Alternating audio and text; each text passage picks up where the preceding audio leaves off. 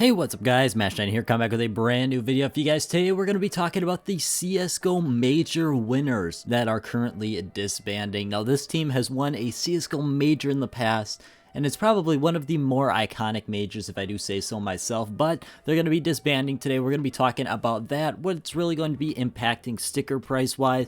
But before we hop on into that, let's hear a quick word from our sponsor. The sponsor for today's video is SkinsMonkey. Now, if you don't know what SkinsMonkey is, it's one of the most fast and efficient ways to trade out your CSGO skins if you're just not feeling it right now. You can go ahead, hop on over there, claim an extra free $5 on your first trade if you've never used it before. Plus, if you want to deposit some real money, you can get an extra 25% on top of that to spend on the site. It took me less than 3 minutes to complete the entirety of the trade, and if you guys are looking to do so yourself, it'll be the first link down in the description, and enjoy the video. Now, the team we're going to be talking about today is Gambit. Now, if you don't know who Gambit is, they are the winners of the Krakow 2017 major, which is one of the better majors in my opinion. We had two teams that really had not been in the major spotlight for a while. We had Immortals, and then we also had Gambit, obviously. Now, the most recognizable thing about this major is probably the gold stickers. It came out with the gold autographs, which are the most expensive to date for any gold autographs because it was the first,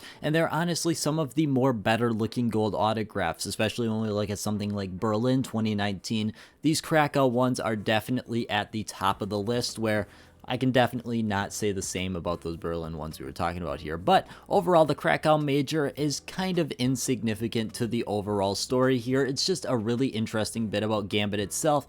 They were able to go on and win the major, which was very nice, and it was honestly really surprising to see this news after they were just competing in this past major of PGL Stockholm, and they made it to the stage where they were in Stockholm. So they weren't just a contender that fell out of it. No, they actually placed decently high when we're talking about CSGO teams here. Now, I previously mentioned the word disbanding. Now, this is what I refer to as disbanding. However, it's really murky on what we're looking at here. It's like looking in swamp water because it seems like the team is trying to switch over to a different organization because Gambit is currently under a high amount of sanctions. Everything that has been happening in Russia has translated over into CSGO, and we've seen a lot of Russian CSGO teams that are currently really stuck in this unfortunate predicament because they have nothing to do with this global scale conflict, obviously, but here they're still forced to be put under these same sanctions that everyone else in their country is. Now, this situation is quite odd because we don't know what's going to happen here. Like I've said a couple times here, we really don't know what Gambit's future goals are. Obviously, we want to see this team stick together, and it seems like that's what's going on here as Gambit is selling the full lineup. But it's just really quite interesting. There's not a particular way you can phrase it like we've seen in the past. If you want to head over to Gambit's Twitter, maybe at this time it's changed, but currently when I'm recording this, there's no like public statement or anything like that specifically saying they are pretty much done with CSGO or anything like that, leading me to believe it's very possible Gambit might return in the future. We've seen public statements in the past come out that teams were leaving the game itself.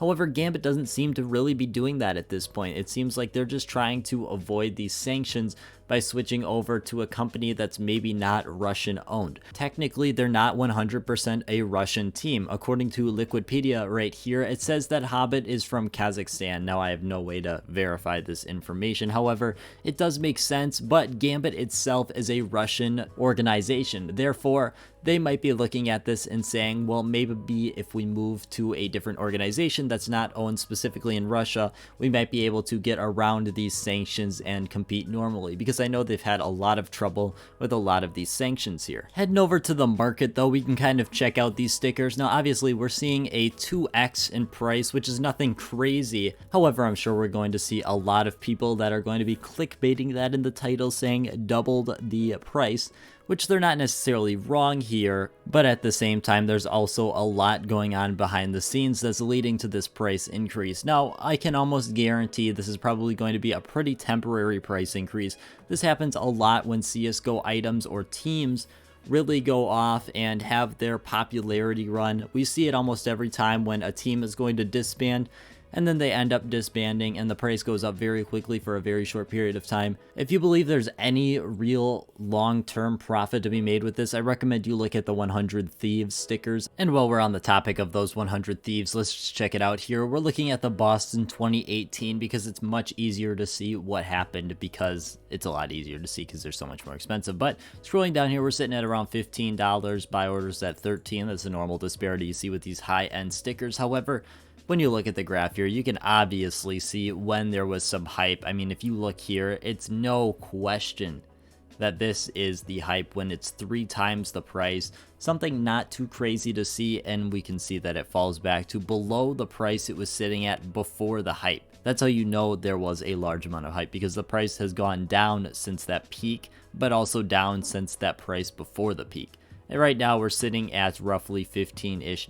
However, you can see they're so inconsistent in their sale price that it's really hard to gauge. However, we can definitely tell it went up slightly. Same with the RMR stickers, they're still sitting at 3 cents. If you look at the lifetime graph, you really can't see much. That's why I tried to avoid the lifetime graph of the RMR here and went with the Boston.